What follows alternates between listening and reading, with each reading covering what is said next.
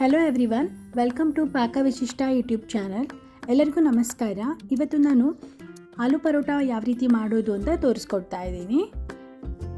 ಚಿಕ್ಕ ಮಕ್ಕಳಿಂದ ಹಿಡಿದು ವಯಸ್ಸಾದವ್ರವ್ರಿಗೂ ಎಲ್ಲರಿಗೂ ಇಷ್ಟ ಆಗುತ್ತೆ. ತುಂಬ ಸ್ಮೂತಾಗಿರುತ್ತೆ, ಹಾಗೆ ರುಚಿ ಕೂಡ ತುಂಬ ಚೆನ್ನಾಗಿರುತ್ತೆ. ಇದಕ್ಕೆ ಏನೇನು ಇಂಗ್ರೀಡಿಯೆಂಟ್ಸ್ ಬೇಕು ಅಂತ ನೋಡ್ಕೊಳ್ಳೋಣ. ಮೊದಲಿಗೆ ನಾನು ಇದಕ್ಕೆ ಚಪಾತಿ ಹಿಟ್ಟನ್ನು ಅಂದರೆ ಗೋಧಿ ಹಿಟ್ಟನ್ನು ಕಲಿಸ್ಕೊಂಡು ಇಟ್ಕೊಂಡಿದ್ದೀನಿ. ನೀವು ನೋಡ್ಬೋದು, ಇಷ್ಟು ಪ್ರಮಾಣ, ಇಷ್ಟು ಸ್ಮೂತಾಗಿ ಕಲಿಸ್ಕೊಂಡ್ರೆ ಸಾಕು. ಇದಕ್ಕಿನ್ನೂ ಸ್ಮೂತಾಗೂ ಬೇಡ ಅಥವಾ ಇದಕ್ಕಿನ್ನೂ ಗಟ್ಟಿಯಾಗೂ ಬೇಡ. ಚಪಾತಿ ಹಿಟ್ಟು ಕಲಿಸೋದು ಎಲ್ಲರಿಗೂ ಗೊತ್ತಿರುತ್ತೆ. ಗೋಧಿ ಹಿಟ್ಟು ಹಾಕ್ಕೊಂಡು ಸ್ವಲ್ಪ ಉಪ್ಪು ಹಾಕ್ಕೊಂಡು ಮಧ್ಯದಲ್ಲಿ ನೀರು ಹಾಕೋತಾ ಕಲಿಸ್ಕೋಬೇಕು. ನಾನು ಇವಾಗ ಇದಕ್ಕೆ 2 ಚಮಚದಷ್ಟು ಎಣ್ಣೆ ಹಾಕ್ಬಿಟ್ಟು ಮೇಲ್ಗಡೆ ಮತ್ತು ಇನ್ನೊಂದು ಸತಿ ಅದನ್ನು ಜಸ್ಟ್ ಹಿಂಗೆ ಮಿಕ್ಸ್ ಮಾಡಿ ಇಟ್ಕೊಂಡು ಚೆನ್ನಾಗಿ ನಾದಿ ಇಟ್ಕೊಂಡಿದ್ದೀನಿ ಈ ಥರ. ಇವಾಗ ಇದಕ್ಕೆ ಏನೇನು ಇಂಗ್ರೀಡಿಯೆಂಟ್ಸ್ ಬೇಕು ಅಂತ ನೋಡ್ಕೊಳ್ಳೋಣ. ಮೊದಲಿಗೆ ಇದಕ್ಕೆ ಸಣ್ಣದಾಗಿ ಹೆಚ್ಚಿರೋ ಈರುಳ್ಳಿ, ಸಣ್ಣದಾಗಿ ಹೆಚ್ಚಿರೋ ಹಸಿಮೆಣಸಿನ್ಕಾಯಿ, ತುರಿದಿರುವಂತಹ ಕ್ಯಾರೆಟ್ ಮತ್ತು ಸಣ್ಣದಾಗಿ ಹೆಚ್ಚಿರುವಂತಹ ಸಬ್ಬಾಕ್ಸಿ ಸೊಪ್ಪು ಎಲ್ಲದನ್ನು ಕೂಡ ಸಣ್ಣದಾಗಿ ಹೆಚ್ಕೋಬೇಕು. ಆನಂತರ ನಾನಿಲ್ಲಿ ಆಲೂಗಡ್ಡೆನ ಕುಕ್ಕರಲ್ಲಿ ಉಪ್ಪು ಹಾಕ್ಬಿಟ್ಟು ನೀರು ಹಾಕಿ 2 ವಿಷಲ್ ಕೂಗಿಸ್ಕೊಂಡು ಬೇಯಿಸ್ಕೊಂಡು ಇಟ್ಕೊಂಡಿದ್ದೀನಿ. ಈ ಆಲೂಗಡ್ಡೆ ಚೆನ್ನಾಗಿ ಬೆಂದಿದೆ. ಇವಾಗ ಇದನ್ನು ನಾನು ಸ್ಮ್ಯಾಶ್ ಮಾಡ್ಕೊತೀನಿ. ನೋಡ್ಬೋದು ನೀವು, ಈ ರೀತಿಯಾಗಿ ಸ್ಮ್ಯಾಶ್ ಮಾಡ್ಕೋಬೇಕು. ಇದು ಫುಲ್ ಸಂಪೂರ್ಣವಾಗಿ ಸ್ಮ್ಯಾಶ್ ಆಗಬೇಕು. ಆನಂತರ ನಾನೊಂದು ಬಾಣಲಿ ತೊಗೊಂಡು ಅದಕ್ಕೆ ಒಂದು ಸ್ವಲ್ಪ ಎಣ್ಣೆ ಹಾಕ್ಕೊಂಡು, ಎಣ್ಣೆ ಏನು ಹೆಚ್ಚಿಗೆ ಬೇಕಾಗಲ್ಲ, ಒಂದು 2 ಟೇಬಲ್ ಸ್ಪೂನಷ್ಟು ಎಣ್ಣೆ ಹಾಕ್ಕೊಂಡು ಸಾಸಿವೆ ಹಾಕ್ಕೊಂಡಿದ್ದೀನಿ. ಸಾಸಿವೆ ಸಿಡಿಯುವಾಗ ಅದಕ್ಕೆ ಜೀರಿಗೆ ಹಾಕ್ಕೊಂಡು ಆನಂತರ ಹೆಚ್ಚಿಟ್ಕೊಂಡಿರುವಂತಹ ಈರುಳ್ಳಿ, ಹಸಿಮೆಣಸಿನ್ಕಾಯಿ ಮತ್ತು ಕರಿಬೇವು ಇದನ್ನೆಲ್ಲ ಹಾಕ್ಕೊತಾ ಇದ್ದೀನಿ. ಇದಕ್ಕೆ ಇವಾಗ ಸ್ವಲ್ಪ ಉಪ್ಪು ಹಾಕ್ಬಿಟ್ಟು ಚೆನ್ನಾಗಿ ಬೇಯಿಸ್ತಾ ಇದ್ದೀನಿ. ಇದು ಸ್ವಲ್ಪ ಚೆನ್ನಾಗಿ ಬೇಯಬೇಕು. ಮಧ್ಯ ಮಧ್ಯದಲ್ಲಿ ಗುರಾಡ್ಕೋತಾ ಇರಬೇಕು, ಸಿಯೋದಕ್ಕೆ ಬಿಡಬಾರ್ದು. ಆನಂತರ ನಾನು ಇದಕ್ಕೆ ಹೆಚ್ಚಿಟ್ಕೊಂಡಿರುವಂತಹ ಕ್ಯಾರೆಟು ಮತ್ತು ಸಬ್ಬಾಕ್ಸಿ ಸೊಪ್ಪನ್ನು ಹಾಕ್ತಾಯಿದ್ದೀನಿ.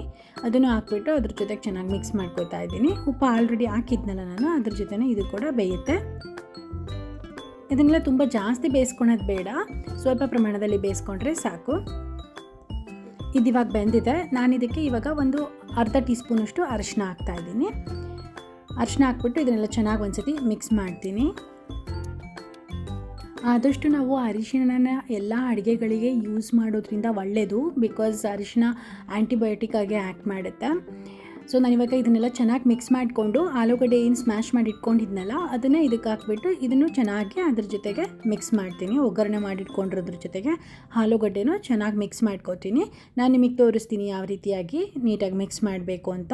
ನೋಡ್ಬೋದು ನೀವು, ಈ ರೀತಿಯಾಗಿ ನೀಟಾಗಿ ಮಿಕ್ಸ್ ಆಗಬೇಕಿದು. ಈಗ ನಾನು 1/2 ಟೀ ಸ್ಪೂನಷ್ಟು ಗರಂ ಮಸಾಲ ಹಾಕಿ ಇದನ್ನೆಲ್ಲ ಚೆನ್ನಾಗಿ ಮಿಕ್ಸ್ ಮಾಡಿ ಇಟ್ಕೊತೀನಿ. ಆನಂತರ ನಾನು ಚಪಾತಿ ಹಿಟ್ಟು ಕಲಿಸಿದ್ನಲ್ಲ ಅದನ್ನು ತೊಗೊಂಡು ಅದರಲ್ಲಿ ಒಂದು ಉಂಡೆಯಷ್ಟು ಚಪಾತಿ ಹಿಟ್ಟು ತೊಗೊಂಡು ಈ ಪ್ರಮಾಣದಲ್ಲಿ ಇಷ್ಟು ರೌಂಡಾಗಿ ಉತ್ಕೊಂಡು ಇವಾಗ ಇದಕ್ಕೆ ಸ್ಟಫ್ನ ನಾನು ತುಂಬ್ತಾ ಇದ್ದೀನಿ. ಒಗ್ಗರಣೆ ಏನು ಮಾಡಿಟ್ಕೊಂಡಿದ್ನಲ್ಲ ಅದನ್ನ ಇಟ್ಬಿಟ್ಟು ನಾನು ಇದು ರೀತಿ ತುಂಬಿಕೊಂಡು ಈ ರೀತಿಯಾಗಿ ನೀವು ಕ್ಲೋಸ್ ಮಾಡ್ಕೋಬೇಕು.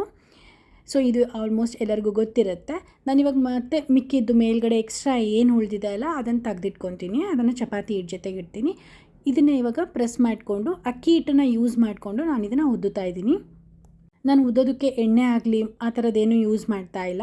ಅಕ್ಕಿ ಹಿಟ್ಟೆ ಸಾಕು. ಅಕ್ಕಿ ಹಿಟ್ಟನ್ನು ಹಾಕ್ಕೊಂಡು ಮೇಲ್ಮೇಲೆ ಉದಿಸ್ಕೋತಾ ನೀವು ಈ ರೀತಿಯಾಗಿ ರೌಂಡ್ ಶೇಪಲ್ಲಿ ಚಪಾತಿ ಶೇಪಲ್ಲಿ ಉದ್ಕೋಬೇಕು. ಉದ್ದುವಾಗ ಸ್ವಲ್ಪ ಸ್ಮೂತಾಗಿ ಉದ್ದಬೇಕು. ನಾನಿವಾಗ ಇದನ್ನು ನೀಟಾಗಿ ಉದ್ಕೊಂಡಿದ್ದೀನಿ. ನಾನಿವಾಗ ಇದನ್ನು ಬೇಯಿಸೋಕ್ಕೆ ಅಂತ ತೊಗೊತೀನಿ. ನೀವು ನೋಡ್ಬೋದು, ಈ ರೀತಿಯಾಗಿ ನೀಟಾಗಿ ಉದ್ಕೊಂಡ್ರೆ ಸಾಕು. ಇವಾಗ ಇದನ್ನು ಹಂಚಿನ ಮೇಲೆ ಹಾಕ್ತೀನಿ. ನಾನು ಹಂಚಿನ ಮೇಲೆ ಹಾಕೋಕ್ಕೂ ಮುಂಚೆ ನಾನು ಫಸ್ಟ್ 1 ಟೇಬಲ್ ಸ್ಪೂನಷ್ಟು ಎಣ್ಣೆನ ಹಾಕ್ಕೊತೀನಿ. ಆನಂತರ ಪರೋಟನ ಹಾಕ್ಬಿಟ್ಟು ಅದ್ರ ಮೇಲ್ಗಡೆ ಒಂದು 1/2 ಟೇಬಲ್ ಸ್ಪೂನಷ್ಟು ಎಣ್ಣೆನ ಹಾಕ್ಕೊಂಡು ಬೇಯಿಸ್ಕೊತೀನಿ.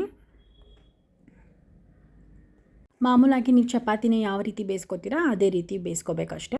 ಇನ್ನು ಯಾರ್ಯಾರು ನನ್ನ ಚಾನಲ್ನ ಸಬ್ಸ್ಕ್ರೈಬ್ ಮಾಡ್ಕೊಂಡಿಲ್ಲ ದಯವಿಟ್ಟು ಸಬ್ಸ್ಕ್ರೈಬ್ ಮಾಡ್ಕೊಳ್ಳಿ.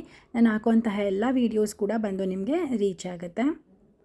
ಚಪಾತಿನ ಬೇಯಿಸಿದಷ್ಟು ಬೇಗ ಇದನ್ನು ಬೇಯಿಸೋಕ್ಕಾಗಲ್ಲ. ಸ್ವಲ್ಪ ಸಮಾಧಾನದಿಂದ 2 ಸೈಡನ್ನು ನೀಟಾಗಿ ಬೇಯಿಸ್ಕೋಬೇಕು. ನಾವು ಇದಕ್ಕೆ ಕ್ಯಾರೆಟು, ಸಬ್ಬಾಕ್ಸಿ ಸೊಪ್ಪು, ಆಲೂಗಡ್ಡೆ ಇದೆಲ್ಲದೂ ಹಾಕಿರೋದ್ರಿಂದ ರುಚಿ ತುಂಬಾ ಚೆನ್ನಾಗಿರುತ್ತೆ.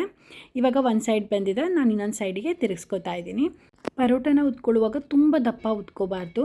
ಅದೇನಾಗ್ಬಿಡುತ್ತೆ ಅಂದರೆ ಜಗಿಲಿಕ್ಕೆ ಕಷ್ಟ ಆಗುತ್ತೆ, ಸ್ಮೂತಾಗಿರಲ್ಲ.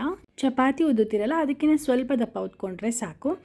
ಇವಾಗ ನೀವು ನೋಡ್ಬೋದು 2 ಸೈಡ್ ಕೂಡ ತುಂಬ ಚೆನ್ನಾಗಿ ಬೆಂದಿದೆ. ನಾನಿವಾಗ ಎತ್ತಿಟ್ಬಿಟ್ಟು ಮತ್ತು ಇನ್ನೊಂದನ್ನು ಉದ್ಕೋತೀನಿ.